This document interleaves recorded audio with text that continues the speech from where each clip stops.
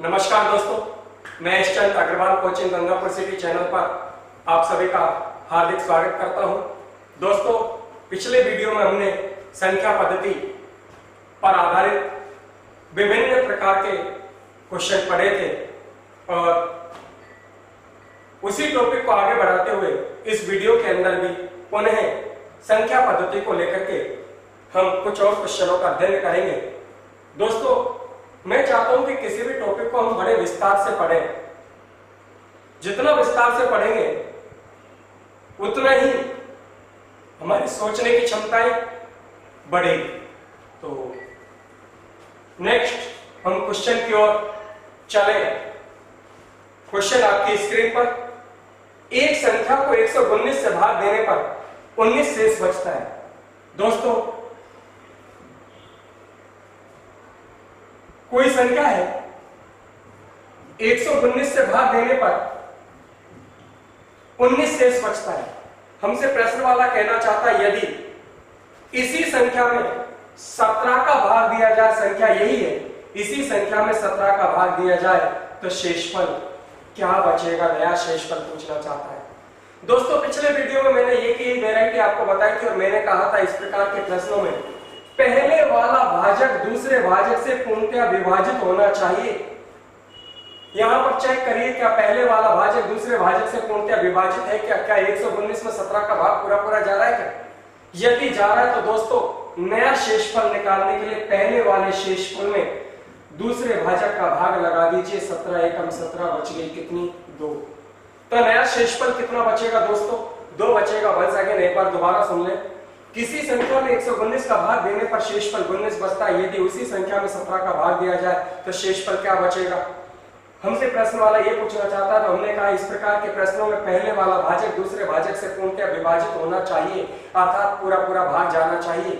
यहाँ पर पहले वाला भाजक दूसरे भाजक से पूर्णतया विभाजित है, तो दोस्तों नया शेषफल निकालने के लिए पहले वाले शेषफल में दूसरे भाजक का भाग लगा देना चाहिए। हमने पहले वाले शेषफल में दूसरे भाजक का भाग लगाया, 17 एकम 17 बच गए 2, तो नया शेषफल आएगा 2। यह आपके प्रश्न का आंसर है। मुझे बताइए कहां समय लगा? चंद सेकंड केवल। ये तो समय जब लग रहा है जब मैं आपको समझा रहा हूं। अदरवाइज सवाल के अंदर केवल और केवल पलक झपकते ही सवाल का उत्तर आएगा। दोस्तों, आइए नेक्स्ट क्वेश्चन की ओर चले।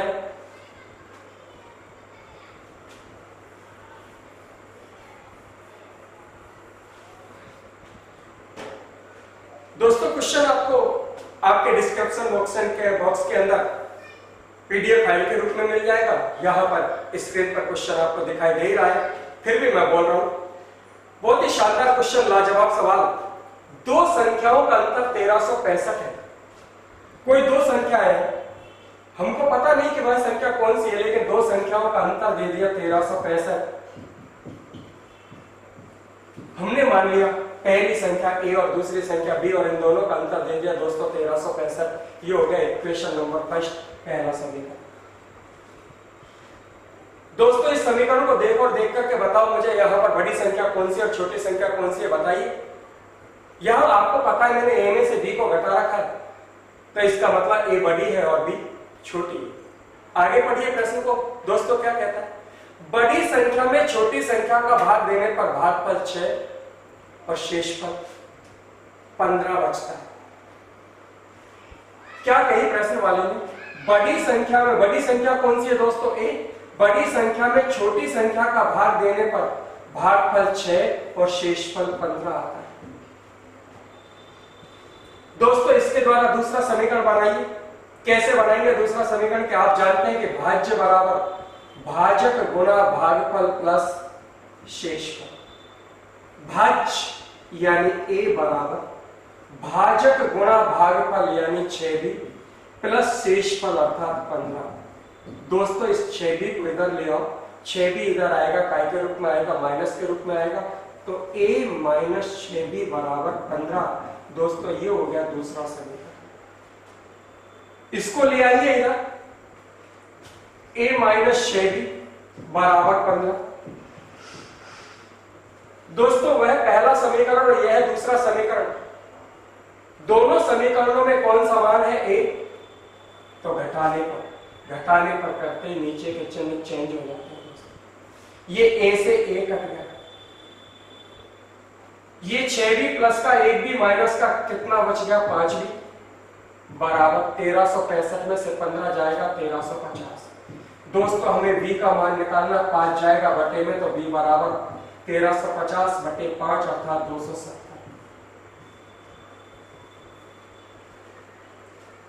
यहां प्रश्न वाला हमसे पूछना चाहता है छोटी संख्या ज्ञात करो, छोटी संख्या की वैल्यू आगे से दोस्तों 270। एक बार रिपीट करो, जरा सोचिए। प्रश्न वाले ने कहा दो संख्याओं का अंतर 1365, तो मैंने समीकरण बना दिया a माइनस बी बराबर 1365। प्रश्न वाले ने कहा बड़ी संख्या में छोटी संख्या का भाग देने पर भागफल 6 और शेषफल 15 बचता है, हमने इसके द्वारा समीकरण बना दिया। ध्यान करें क्या समीकरण बना दिया कि भाज्य बराबर भाजक गुणा भागफल प्लस शेषफल अर्थात a बराबर 6b प्लस 15। 6b इधर आएगा, a माइनस 6b बराबर 15। ये दूसरा समीकरण बन गया। दोनों समीकरणों को हल कर दिया, b का मान आ गया 270। क्लियर? एक बार स्क्रीनशॉट ले लीजिए।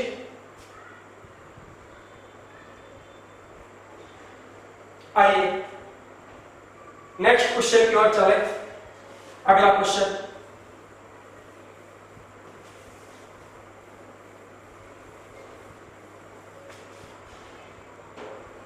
फिर एक शानदार सवाल, फिर एक अच्छा सवाल, लाजवाब सवाल। 4 अभाज्य संख्या चढ़ते क्रम में ली गई है। दोस्तों 4 अभाज्य संख्याएं हैं, पता नहीं कौन कौन सी अभाज्य संख्या है, लेकिन इतना जानते हैं कि 4 अभाज्य संख्या ली गई है और वह भी कैसे क्रम में, चढ़ते क्रम में। माना पहली संख्या, दूसरी संख्या, तीसरी संख्या और ये चौथी संख्या। 4 अभाज्य संख्या चढ़ते क्रम में ली गई है।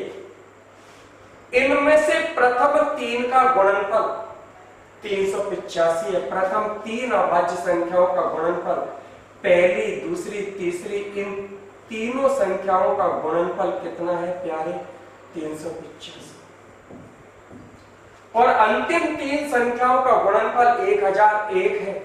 अंतिम 3 संख्याओं को यदि गुणा करें, b गुणा c गुणा d करें तो 1001 आता है। 4 अभाज्य संख्या चढ़ते क्रम में ली गई है। चढ़ते क्रम का मतलब छोटी फिर बड़ी फिर बड़ी फिर बड़ी फिर बड़ी फिर बड़ी। इनमें से प्रथम 3 का गुणनफल 385 है, अंतिम 3 का गुणनफल 1001 है। हमसे प्रश्न वाला पूछना चाहता है, क्या पूछना चाहता है? प्रथम अभाज्य संख्या कौन सी, अर्थात a का मान निकालना चाहता है। दोस्तों मुझे बताइए a की वैल्यू 385 में शामिल है या a की या 1001 में शामिल है? और नेचुरल a की वैल्यू 385 में शामिल है, तो 385 के अभाज्य गुणनखंड कर दीजिए। 385 के हम अभाज्य गुणनखंड करें तो दोस्तों लगाइए काय का भाग 5 का भाग, 5 सत्ते 35 बच गए 3 हो गए 35, 5 सत्ते 35 लगाइए 7 का भाग 11 बार और लगाइए 11 का भाग 1 बार। तो दोस्तों अभाज्य गुणनखंड हो गए 385 के 5 गुणा 7 गुणा 11।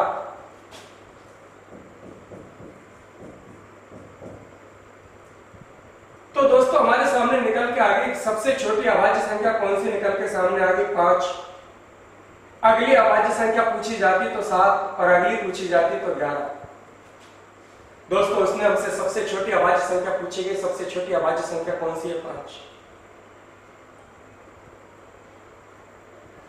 आप चाहे तो 1001 के द्वारा भी निकाल सकते हैं, लेकिन 1001 के द्वारा b, c और d का मान आएगा और b से छोटी जो भी अभाज्य संख्या होगी वह सबसे छोटी कह रहे हैं। बहुत आसान सवाल था, बहुत सरल सवाल था, समझने में आ गया होगा। आइए नेक्स्ट क्वेश्चन की ओर चलें।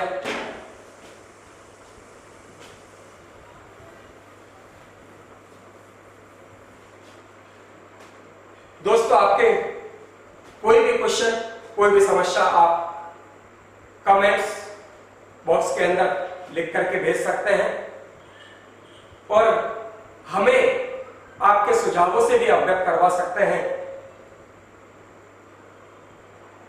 जो भी आप दिशा निर्देश करेंगे संभवतः हम उन दिशा निर्देशों का पालन करने की कोशिश करेंगे।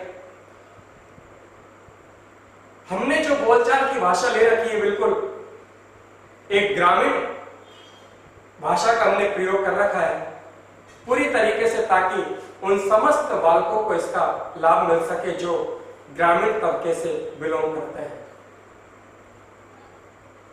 जो बालक जयपुर या दिल्ली या कोई भी बड़ी सिटी के अंदर, बड़े शहर के अंदर तैयारी करने के लिए नहीं जा सकता, उस बालक के लिए हम पूरी तरीके से हम और अग्रवाल कोचिंग सेंटर परिवार समर्पित है ऐसे विद्यार्थियों के लिए। आइए नेक्स्ट क्वेश्चन की ओर हम चले। फिर एक अच्छा सवाल, एक छोटा सा सवाल। एक संख्या को 6 से भाग देने पर 3 शेष बचता है। दोस्तों कोई संख्या, पता नहीं कौन सी संख्या, एक संख्या को 6 से भाग देने पर 3 शेष बचता है। एक संख्या को 6 से भाग देने पर 3 शेष बचता है। हमसे प्रश्न वाला कहना चाहता है इस संख्या के वर्ग को, संख्या यही है, इस संख्या के वर्ग को यदि 6 से भाग दिया जाए तो शेष क्या बचेगा। दोस्तों हमें इस संख्या के वर्ग में भाग देना 6 का, और दोस्तों क्या निकालना है, शेष। मेरे प्यारे बच्चों एक बात बताइए, हम पहले संख्या का मान निकाले, जब संख्या का मान आ जाएगा तो उसका वर्ग कर देंगे, वर्ग कर देंगे, 6 का भाग लगा देंगे, भाग लगाने के बाद क्या आ जाएगा, शेषफल आ जाएगा। सोचिए संख्या का मान कब आएगा, जब आपके पास भागफल होगा। भागफल नहीं, भागफल आपके जचे जो मानिए, आपकी मर्जी का सौदा है, जो मानिए, कोई दबाव नहीं है, कोई प्रेशर नहीं है। तो फिर हम सबसे छोटा भागफल मान लें 1, ताकि कैलकुलेशन करने में दिक्कत ना हो, मौखिक कैलकुलेशन हो जाए। अब निकालिए दोस्तों x का मान, भाज्य बराबर भाजक गुणा भागफल प्लस शेषफल की 6 एकम 6 और 3 9। x की वैल्यू दोस्तों कितनी आ गई, 9 आ गई, और x की वैल्यू 9 आते हमसे प्रश्न वाला कहना चाहता है इसके वर्ग, तो 9 का वर्ग हो गया 81, और 81 में भाग लगाना दोस्तों 6 का, तो 6 एकम 6 बच गए 2, 1 6 3 18 बच गई कितनी 3। तो दोस्तों शेषफल क्या बचेगा, 3। समझने में आया या नहीं आया, आ गया होगा कि नहीं। उम्मीद है आप बार बार वीडियो को पॉज करके बार बार देखेंगे तो निश्चित रूप से अभ्यास आपका बढ़ेगा, समझने में आपके आएगा। दोस्तों इसकी ट्रिक मैं आपको बता दूं, कुछ नहीं करना। प्रश्न वाले ने कहा किसी संख्या में 6 का भाग देने पर शेषफल 3 बचता है, यदि हम उस संख्या के वर्ग में 6 का भाग दें तो शेषफल क्या बचेगा। ऐसे सवालों के अंदर कुछ नहीं करना, पहले वाले शेषफल का वर्ग कर लीजिए और भाग दे दीजिए। पहले वाले शेषफल का वर्ग कर लीजिए, अर्थात 3 का वर्ग 9, और 9 के अंदर भाग लगा दीजिए, काय का देना भाग 6 का, 6 एकम 6 बच गई थी। ये इसकी ट्रिक होगी दोस्तों। मुझे बताइए कहां समय लगेगा, बिल्कुल बहुत आसान सवाल, कुछ नहीं करना। किसी संख्या में 6 का भाग देने पर, मैं दूसरा सवाल बताता हूं एक एग्जांपल देकर के।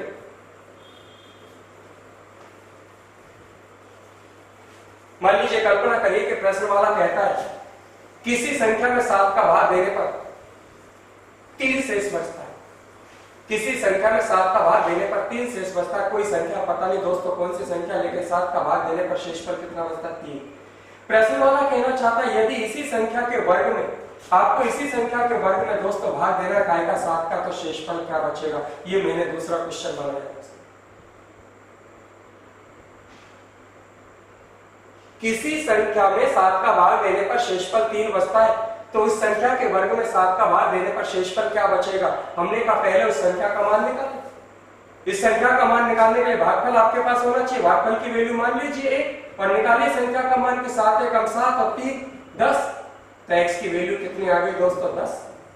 अब हमसे प्रश्न वाला कहना चाहता है इस संख्या के वर्ग में, तो 10 का वर्ग कितना होता है, 100। 100 में भाग लगाइए 7 का, 7 एकम 7 बच गई 3, उतारा 0, 7 चौक 28 बच गई।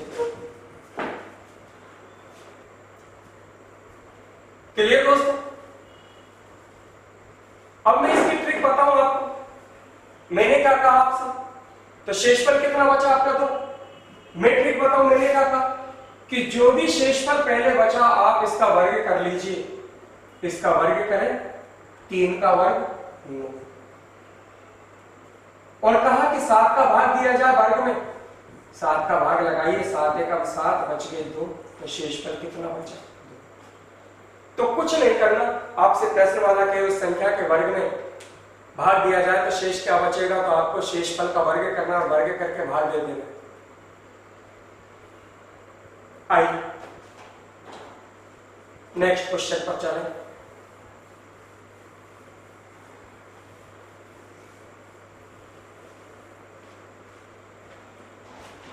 क्वेश्चन आपकी स्क्रीन पर आएगा। क्या कहता है क्वेश्चन, सुनिए। 4 की पावर 61 प्लस 4 की पावर 62, 4 की पावर 63 और 4 की पावर 64 निम्नलिखित में से किस संख्या से पूर्णतः विभाजित है? दोस्तों प्रश्न वाला कहना चाहता है इस पूरे के अंदर निम्न में से किसका भाग जाएगा, और निम्न का मतलब ऑप्शन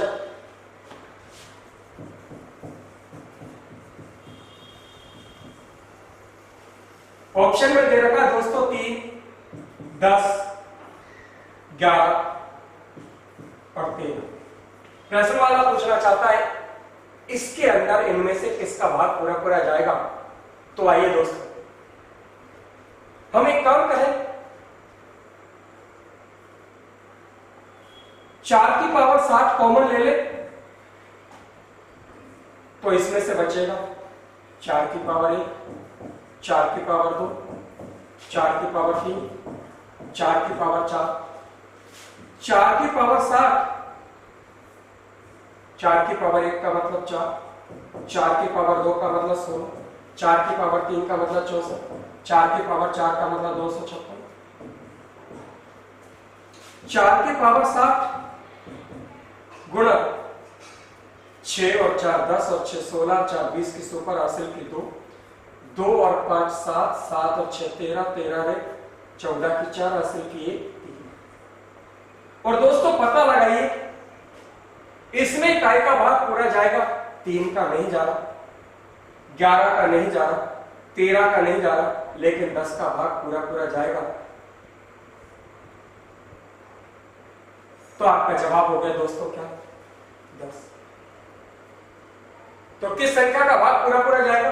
10 का भाग पूरा पूरा जाएगा। क्लियर? आइए नेक्स्ट क्वेश्चन की ओर चलें। आइए दोस्तों नेक्स्ट क्वेश्चन की ओर प्रस्थान करें। फिर एक अच्छा सवाल, एक शानदार सवाल।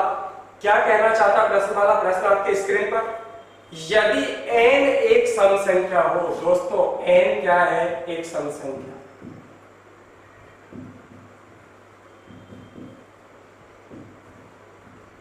n एक सम संख्या है, n का मान सम संख्या है, तो हमसे प्रश्न वाला कहना चाहता तो 6 की पावर n माइनस 1 निम्न में से किस संख्या से पूर्णतः विभाजित होगी? और ऑप्शन दिया गया दोस्तों, हमें इनमें से बताना किस संख्या से पूर्णतः विभाजित होगी। ऑप्शन दे रखा 6, 30, 35 और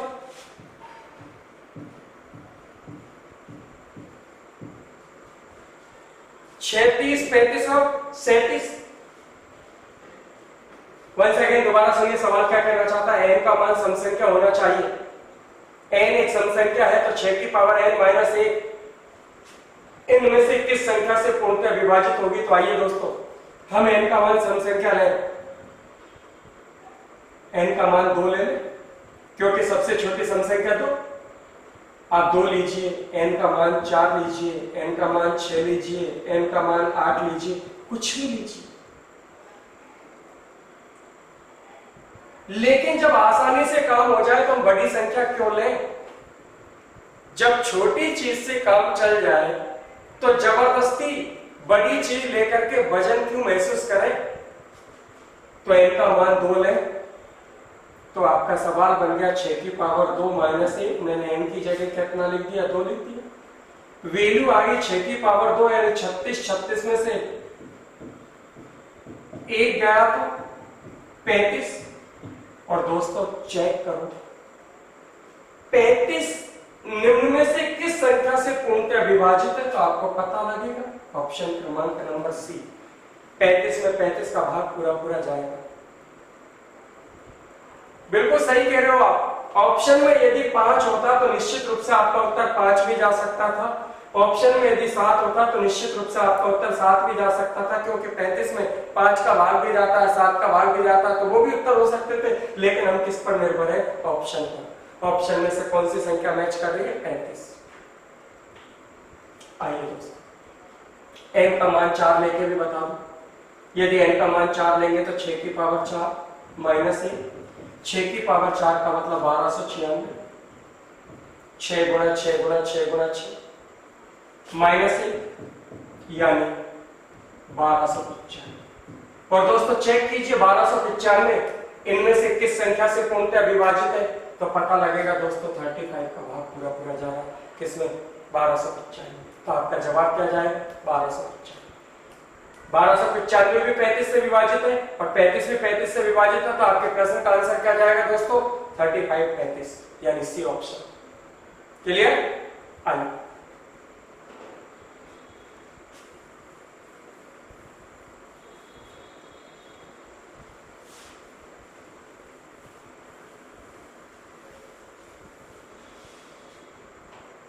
मेरे प्यारे बच्चों, आइए अगले नेक्स्ट क्वेश्चन पर हम चले और फिर वही 10 की पावर n माइनस 1, 10 की पावर n माइनस 1 सदैव 11 से पूर्णतः विभाजित है। 10 की पावर n माइनस 1 सदैव 11 से विभाजित हो, तो दोस्तों हमसे पूछना चाहता है तो n की वैल्यू क्या होगी। और दोस्तों ऑप्शन दिया गया,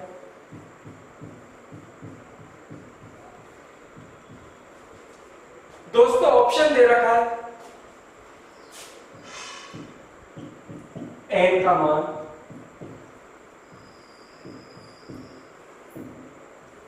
कुछ भी हो।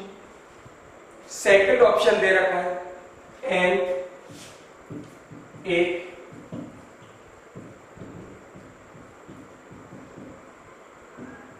विषम संख्या हो, और अगला ऑप्शन दे रखा है n एक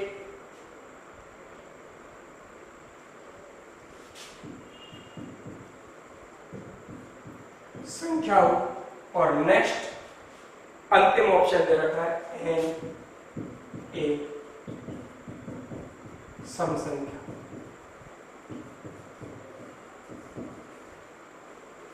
तो आइए दोस्तों 10 की पावर n माइनस 1 सदैव 11 से विभाजित है। ये बात हम नहीं कह रहे, बात प्रश्न वाला कहना चाहता है कि इसके अंदर 11 का भाग पूरा पूरा जाता है, तो हमें n की वैल्यू बतानी है।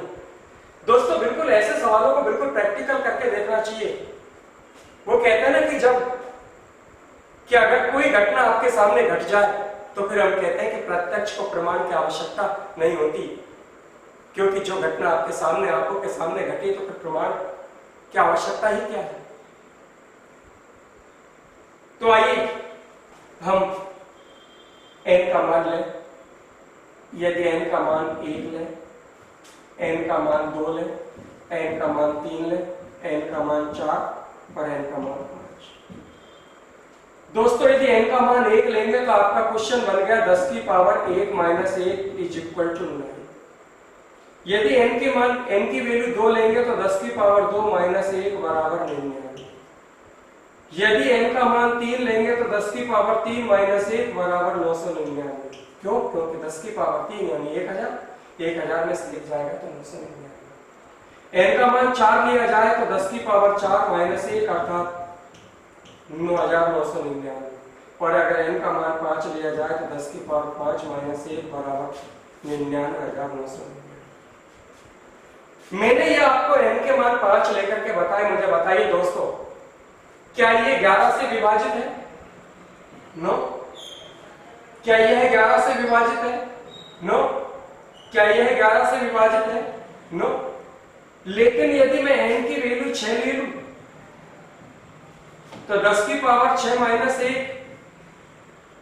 यानी 9,99,999। अब आप देख रहे हैं कि 11 से विभाजित ये है, 11 से विभाजित ये भी है और 11 से विभाजित ये भी है। अर्थात ये तीनों संख्या 11 से विभाजित है। लेकिन कब है? जब मैंने n का मान 2 लिया तो 11 का भाग गया, जब मैंने n का मान 4 लिया तो भी 11 का भाग गया, और जब मैंने n का मान 6 लिया तो भी 11 का भाग गया। इसका अर्थ ये हुआ कि जब जब हम n की वैल्यू सम संख्या लेंगे तब तब 10 की पावर n माइनस 1 में 11 का भाग जाएगा। अर्थात n का मान क्या होना चाहिए? सम संख्या होना चाहिए। n की वैल्यू सम संख्या होनी चाहिए। क्लियर दोस्तों? बताइए कहां डाउट है? मैंने बिल्कुल प्रैक्टिकल करके आपको बताया। प्रत्यक्ष को प्रमाण की कहीं कोई आवश्यकता नहीं है। मैंने n का मान 1 लेके बताया, 2, 3, 4, 5, 6 लेके बताया और 11 का भाग देकर के देखा तो पता लगा 99 में गया, 9,999 गया और 9,99,999 में गया। लेकिन ये वैल्यू आई कब? जब n का मान 2 लिया, 4 लिया और 6 लिया। अर्थात n का मान सम संख्या है।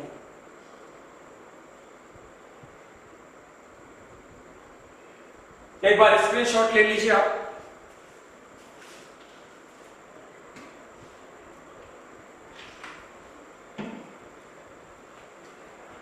आइए नेक्स्ट क्वेश्चन।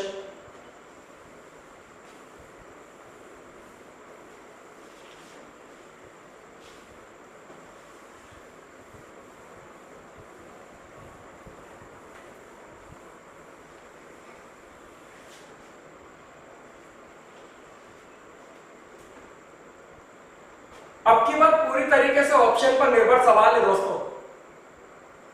प्रश्न वाला कहना चाहता है निम्नलिखित में से कौन सी संख्या किसी भी प्राकृत संख्या का पूर्ण वर्ग नहीं हो सकती। और ऑप्शन दिए गए हैं दोस्तों। ऑप्शन में क्या दिया गया?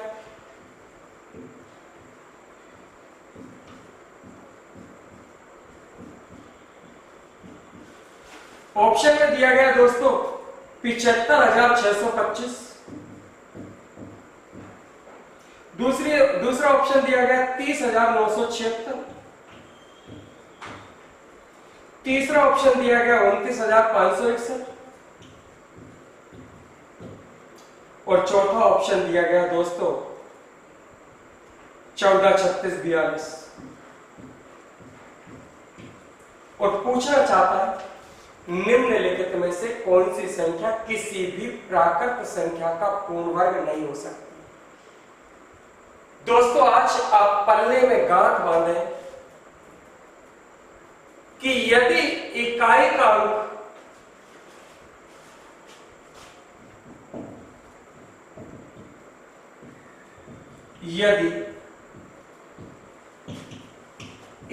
अंक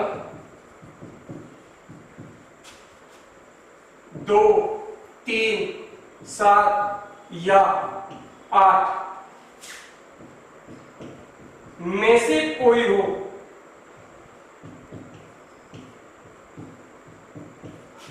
तो वह संख्या किसी भी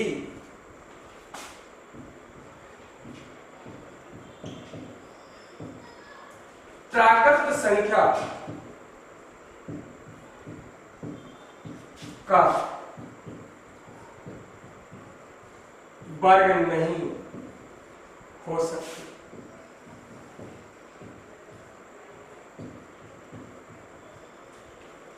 दोस्तों क्या लिखा मैंने? यदि इकाई का अंक 2, 3, 7 या 8 में से कोई भी आपको मिल जाए तो आंख मीच के कह दीजिए, छाती ठोक के कह दीजिए कि वह किसी भी प्राकृत संख्या का पूर्ण वर्ग नहीं हो सकती। यहां पर आप ये चार ऑप्शनों को देखें गौर से। क्या इकाई का अंक 2, 3, 7 या 8 में से है?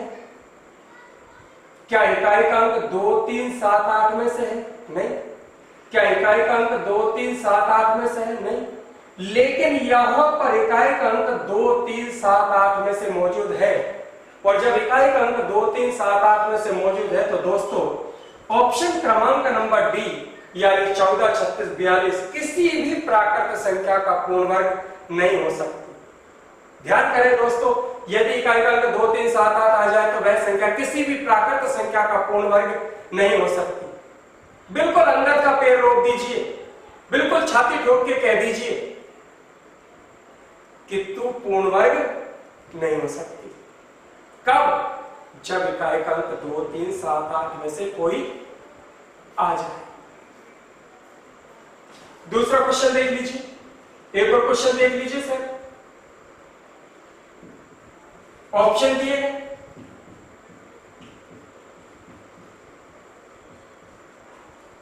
ऑप्शन दिए हैं 32,761, ऑप्शन दिया गया 81,225, ऑप्शन दिया गया 42,43,7, ऑप्शन दिया गया 20,164। और कहना चाहता निम्नलिखित में से कौन सी संख्या किसी भी प्राकृत संख्या का पूर्ण वर्ग नहीं हो सकती? मुझे बताइए, मैंने कहा इकाई का अंक 2, 3, 7, 8 दिखाई दे जाए तो वह संख्या किसी भी प्राकृत संख्या का पूर्ण वर्ग नहीं हो सकती। यहां पर इकाई का अंक दोस्तों मुझे बताइए 2, 3, 7, 8 में से यह वाला ऑप्शन ऐसा जिसमें इकाई का अंक 2, 3, 7, 8 में से मौजूद है। और यदि 2, 3, 7, 8 में से कोई भी इकाई का अंक मौजूद है तो इसका मतलब यह संख्या किसी भी प्राकृत संख्या का पूर्ण वर्ग नहीं हो सकती। बस केवल इस बिंदु को याद रखिए।